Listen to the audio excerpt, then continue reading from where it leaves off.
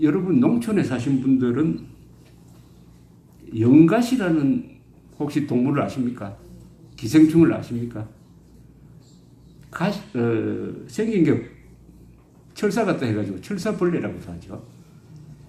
농촌에 요새는 뭐 농촌 생활을 하신 분이죠. 그러니까 저는 농촌에서 자란 그 사마귀를 잡아가서 여러 배를 딱 가르면은 거기에 가느다란 실 같은 기생충이 막 여러 마리 나옵니다. 그게 영가시입니다. 영가시. 이 영가시 이야기를 제가 하는 이유가 있습니다. 이 영가시는 기생충으로서 그 사마귀 몸속에서 자라다가 그 다음에 모든 동물은 궁극적으로는 대를 잇는 겁니다. 그러니까 알을 낳아야 되죠. 번식을 해야 되죠. 그렇게 하려면 물속으로 들어가야 돼요. 물속에서 들어가야만 암수가 만나가지고 알을 만들 수가 있습니다. 그런데 이 사마귀는 숙주죠. 숙주. 기생충과 숙주 관계 아시죠? 숙주는 사마귀는 물을 굉장히 두려워해요. 물 근처에도 안 갑니다. 물에 가까이 누우면 막 후다닥 해가지고 도망갑니다. 물을 싫어해요. 그런데 영가시는 물속으로 들어가야 됩니다. 그러면 어떻게 합니까? 사마귀를 미치게 합니다. 사마귀를 미치게 만드는 신경 전달 물질이라는 게 있어가지고 그걸 뇌 기능에 쏘면은 이 사마귀가 완전히 말하자면 지금 우리나라 기준으로 하면은 피와 식별 기능을 상실해가지고 분별력을 상실해가지고 물속으로 첨벙 들어가요. 투신 자살합니다. 그걸 사진 찍은 걸 보면은 아주 자진해서 아주 첨벙첨벙 막 뛰어듭니다. 물속에서 죽어요. 죽으면 그 몸속에 있던 영가시가 나와가지고 거기서 산란을 합니다. 산란하고 또 죽어요. 이 말씀을 드리는 것은 그 영가시가 누구냐? 바로 북한 정권입니다.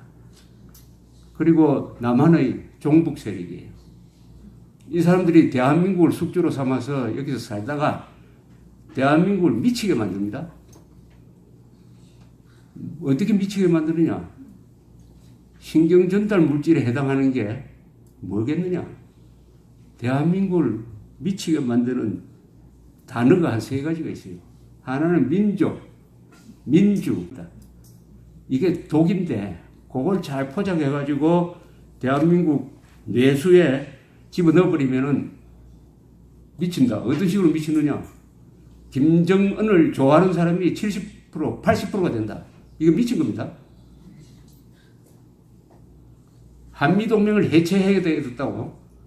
지금 이 순간에 핵무장한 북한이 있는데 우리에게 핵우산을 제공하는 한미동맹을 해체해야 되겠다고 말하는 자, 이 사람은 미친 사람입니다. 이승만, 박정희를 저주하고 김일성, 김정일 앞에서는 고분고분한 사람. 이거 완전히 돈 사람입니다. 뭐가 돌았느냐? 진위 분별력도 안 되고 피와 식별도 안 되고 선악 분별도 안 되는 사람입니다. 분별력이 망가져버립니다. 그러면 대한민국이 그런 식으로 계속 행동해가 한미동맹도 북한이 핵을 가진 상태에서 한미동맹 해체해버리고 지금식으로 대한민국은 생일도 없는 나라니까 태어나서는 안 될 나라다. 애국심 없애버리고 국군이 누가 주적인지 누가 우리 편인지도 모르게 만들어버리고 그러면 국군이 총을 가지고 어디로 향하겠습니까? 이게 나라를 미치게 만드는 방법이에요. 그러면은 물로 뛰어드는데 물로 뛰어든다는 게 뭡니까? 대한민국이 북쪽으로 뛰어든다는 거죠. 북쪽 대륙의 품에 안긴다는 것이죠. 오늘 대한민국 이 번영은 이승만 대통령이 세운 자유민주주의 시장정제가 바로 자유진영, 세계 자유진영, 해양문화권의 정치 이념이므로 이런 나라를 만들으니까 자연스럽게 미국, 유럽 나라, 일본, 호주 이런 나라와 친하게 되었다. 대한민국의 노는 무대가 광명의 세상에서 우리는 놀았다. 근데 북한은 어떻습니까? 북한은 공산주의를 채용을 하니까 그 노는 바닥이 어딥니까? 모택동, 스탈린 이런 자들하고 친구가 돼서 놀다가 저렇게 암흑 세상을 만들었습니다. 그런데 대한민국을 미쳐버리면은 우리의 번영을 보장하던 이 광명의 세계가 아니라 물속으로 뛰어드는 거죠. 바로 암흑의 세계로 뛰어드는 것이고, 그 암흑의 세계는 현실적으로 한국에서 지도를 보면은 러시아 편, 북한 편, 중국 편이 됩니다. 시진핑, 김정은, 푸틴 세 사람의 공통점이 뭡니까? 독재자 아닙니까? 영구 집권자입니다. 이 세 사람은 언제 임기가 끝날지 모릅니다. 그래서 좀 나았다고 하는 시진핑까지도 장기 집권하는 식으로 헌법을 바꿔버렸어요. 그쪽으로 가서 우리가 이 자유를 누릴 수가 있습니까? 더구나 새 나라는, 북한은 우리가 나라로 안 보지만은 하여튼 새 집단은 다 핵무기를 가지고 있는데, 핵무기를 또 갖지 않는 한국이 한미동맹 끊어버리고 미국과 원수가 되고 민족 공조라 그래가지고 같은 민족이니까 해가지고 핵도 안 가진 상태에서 이 사나운 새 나라와 친구가 되면은 뭘 할 겁니까? 할 역할이 뭐죠? 종살이 하는 거지. 바로 이승만 대통령이 걱정했던 대로 그리스도께서 우리를 자유롭게 하려고 자유를 주셨으니 그러므로 굳건하게 서서 다시는 종의 멍에를 매지 말라. 여기 굳건하게 서라는 게 뭡니까? 총 들고 싸우라는 말도 포함되어 있겠지만 그것보다는 제발 속지 마라는 이야기 아닙니까? 제발 속지 마라. 속지 마라. 여기 북한 지역에서 원룸하신 분들이 계시는지 모르겠는데요. 저는 이 6.25 전에 한국에 오신 분들, 공산주의를 한 5년 정도 경험하고 오신 분 만나면은 꼭 이렇게 물어봤습니다. 저는 공산주의를 경험하지 못했는데 공산주의가 뭡니까? 이렇게 물어보면 딱 한마디를 해요. 복잡하게 하지도 않고 거짓말쟁입니다. 거짓말쟁이라고요. 흉악무도하다든지 이런 말씀을 하는 게 아니라 거짓말쟁입니다. 공산주의자 거짓말쟁입니다. 너무나 그 말이 간단 명료하고 합니다.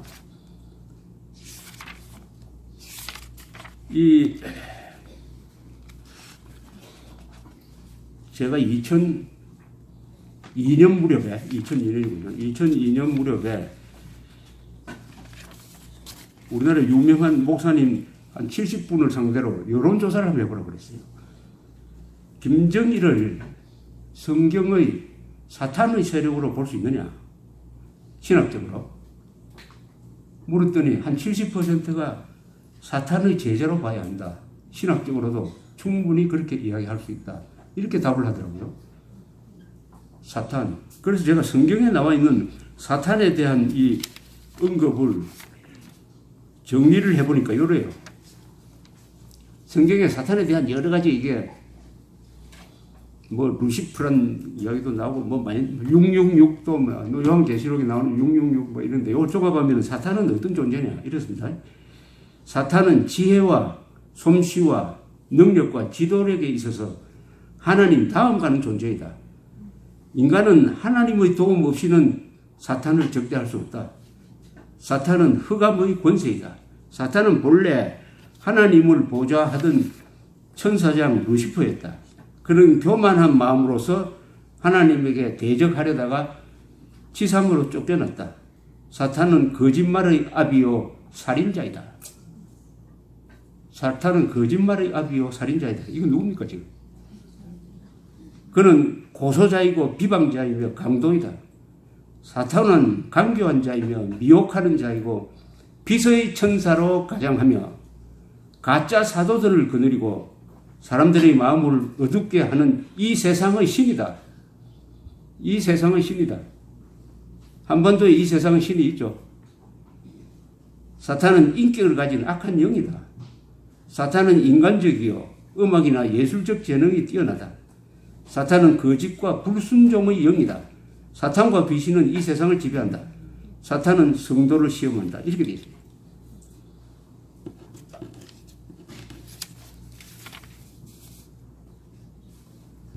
우리 한국의 기성세대 자유를 맛보면서 이런 근사한 나라를 만들어 놓고도 이런 나라를 북한이 아니라 이런 대한민국을 헬조선이라고 욕하는 사람이 있습니다. 헬조선. 여러분 지금 헬조선에 삽니까? 자기 나라는 좀 모자란 점이 있어도 그렇게 악담을 하지는 않죠. 자기 집안이 좀 비난하더라도 지옥 같다라고는 말 안 하죠. 어떻게 이런 나라를 만들어 놓고 헬조선이라고 합니까? 더 한심한 것은 헬조선이라는 말을 언론에서 선다는 데에도 문제가 있습니다. 제대로 된 언론은 그런 말 쓰면 안 됩니다. 금지어로 써야 되죠. 헬조선은 북한 아닙니까? 북한. 우리 친구들끼리 만나면은 헬조선, 천국 다음 한국이다. 대한민국 천국 다음 한국 아닙니까? 천국 다음 한국. 남을 괴롭히고 사기치고 강도질을 할 마음이 없으면 대한민국에서 자유롭게 사는데 누가 방해를 합니까? 그런 자유. 제가 여기서 이 정권을 아무리 욕해도 내가 문 밖으로 나가서 우리 집까지 가는데 누가 방해를 합니까? 이런 나라를 만들어 놓고 저주를 하고 있습니다. 저주. 그 저주가 어디서 나오느냐? 꿀을 타고 들어가면은 그게 공산주의하고 만납니다, 결국. 공산주의가 가지고 있는 그 본성은 증오입니다, 증오심. 인간은 좋은 마음도 있고 나쁜 마음도 있어요. 저도 이렇게 오늘 이 자리에 나오니까 근사한 이야기 하지만은 저 마음속에도 얼마나 나쁜 마음이 많겠습니까? 공산주의는 인간이 가진 증오심을 자극합니다. 그것을 극대화시켜요. 그걸 가지고 하나의 동력으로 삼습니다. 그래서 이 세상을 뒤집습니다. 그렇게 하기 위해서는 꽤 정교한 이론이 필요합니다. 그 이론을 만드는 사람이 마르크스, 레닌 같은 사람이죠. 그 사람들이 말하면 사탄이죠. 정오의 과학입니다. 그래서 저는 공산주의를 정오의 과학이라고 해요. 그러면은 어떤 품성이 생기느냐? 고마움을 모릅니다. 그 다음에 공짜를 좋아해요. 그 다음에 잘 나가는 사람, 성공한 사람을 미워합니다. 그 말을 아주 착 줄여가지고 양극화라고 합니다. 양극화. 한국 사회는 양극화되어 있다. 여러분, 양극화 안 되어 있는 세상이 있습니까? 이재용과 노숙자 사이가 양극화 아닙니까? IQ 150 되는 사람과 IQ 50도 안 되는 사람, 이거 양극화입니다. 키가 190 되는 사람과 150 되는 사람은 양극화예요. 인간 세상, 그걸 다 양극화를 해가지고. 그러나 놀랍게도 한국은 이승만, 박정희 두 사람이 가지고 있는 좋은 품성, 기독교적 정신, 우리가 가지고 있던 미풍양소, 유교적 좋은 점, 이게 그분들의 정책에 반영이 돼가지고 우리는 경제 발전하면서도 양극화가 가장 적었던 나라입니다. 소득 분배가 가장 공정했던 나라가 한국입니다. 절대적 기준으로야 아니겠죠. 통계에 다 뒷받침이 됩니다. 세계에서 부의 분배가 공정한 랭킹으로 한국이 한 20 몇 등 됩니다. 놀랍게도 부의 공정한 분배를 목표로 해가지고 정권을 잡은 공산당 나라보다 한국이 더 공정해요. 중국보다도, 베트남보다도, 쿠바보다도 한국이 더 훨씬 더 부의 배분이 평등하다 이겁니다. 북한은 말할 것도 없죠. 뭐. 세계에서 가장 양극화된 나라는 북한이죠. 그런데 이 한국을 욕할 게 없어가지고 양극화라고 합니까? 양극화. 그런데 다 넘어갑니다. 1대 99, 99가 뭉쳐가지고 1을 다도합시다. 선거 구호에 나오잖아요. 1대 99. 그런데 더 놀라운 것은 이런 말도 아닌 선동에 넘어간다는 사실입니다. 인간은 열등감이 있습니다. 자기가 잘못한 것은 내 책임이라고 생각 안 합니다. 내 아들이 서울대학교에 들어가지 못한 것은 내 이웃집 아이가 서울대학교에 들어갔기 때문이다. 이렇게 이야기하면요, 다 넘어갑니다. 이것은 많이 알고 적게 아는 그 차이가 아니에요. 마음의 문제입니다. 마음. 그래서 한국 사람들이 왜 이렇게 말도 아닌 선동에 넘어가느냐 하면은 절대 머리가 나빠서 넘어가는 게 아닙니다. 마음이 나빠서 선동에 넘어갑니다. 마음이 나빠서. 마음이 나빠서. 그 마음 속에 사랑이 없으니까 선동에 넘어가는 거죠. 사랑이 없으니까. 그러니까 공산주의와 대결해서 이길 수 있는 신념을, 이론을 가진 조직은 기독교밖에 없습니다. 기독교. 정오의 과학을 무력화시키는 것은 사랑이죠. 사랑.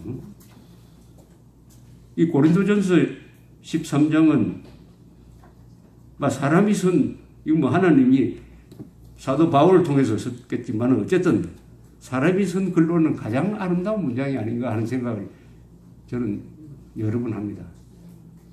요걸 우리 신약성경에 잘 번역이 되어 있는데 제가 영어하고 대조해가면서 조금 운율도 맞추고 해가지고 제가 정리한 문장이 있는데 이걸 제가 한번 읽어드리겠습니다. 너무나 잘 아는 내용이시지만은 내가 사랑의 방언과 천사의 말을 할지라도 사랑이 없으면 울리는 징과 시끄러운 꽹과리에 절하지 않고 내가 예언하는 능력이 있어 모든 비밀과 모든 지식을 알고 또 산을 옮길 만한 믿음이 있을지라도 사랑이 없으면 나는 아무것도 아니며 내가 가진 모든 것으로 가난한 사람들을 구제하고 또 내 몸을 불사르게 내어줄지라도 사랑이 없으면 아무 소용이 없느니라. 사랑은 오래 참고 사랑은 온유하며 시기하지 아니하며 자랑하지 아니하며 교만하지 아니하고 무례히 행하지 아니하며 자기의 이익만 찾지 아니하며 성내지 아니하고 악을 행하지 아니하며 불의를 기뻐하지 아니하고 진리와 함께 즐거워하며 모든 것을 감사하고 모든 것을 믿으며 모든 것을 소망하고 모든 것을 견디느니라. 사랑은 영원히 변치 않으나 예언은 끊어지고 방언도 거치고 지식도 없어지리라. 우리는 단편적으로 알고 단편적으로 예언하나 온전한 것이 올 때는 불완전한 것이 사라지리라. 내가 어렸을 때는 말하는 것이 어린아이와 같았고 생각하는 것도 어린아이와 같았으며 깨닫는 것도 어린아이와 같았으나 어른이 되어서는 어린아이의 버릇을 버렸노라. 지금은 흐린 거울을 보는 것 같이 희미하게 보이지만 그때가 되면 얼굴과 얼굴을 맞대고 볼 것이요. 지금은 내가 단편적으로 아나 그때는 주께서 나를 아시는 것 같이 모든 것을 온전히 알게 되리라. 그런즉 믿음, 소망, 사랑 이 세 가지는 항상 있을 것인데 그 중의 제일은 사랑이다. 얼마나 아름답습니까? 여기에 선동에 넘어가지 않는 비결이 여기 있습니다. 제가 이 귀절을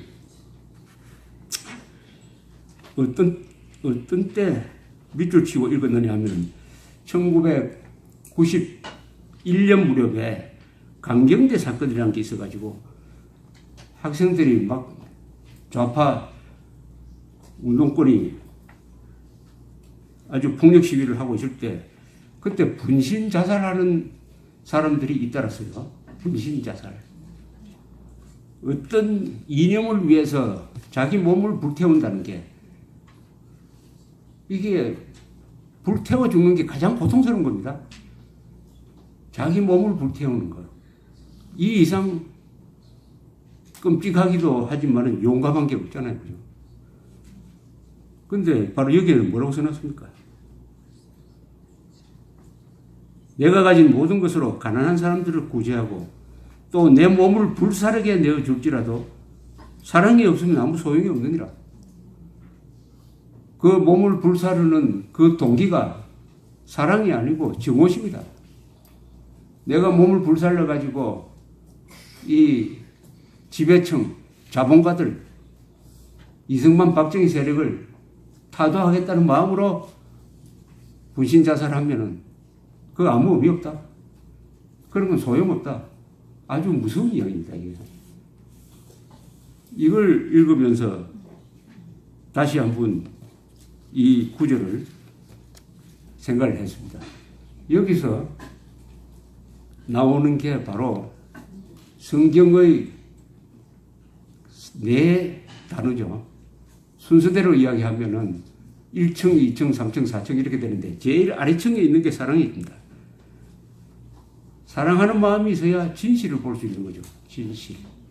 진실이 있어야 정의를 세울 수가 있습니다. 그 다음에 정의가 있어야 자유를 지킬 수가 있습니다. 출발은 사랑입니다. 사랑하는 마음이 있어야 이 구절에도 있듯이 온전하게 보게 된다.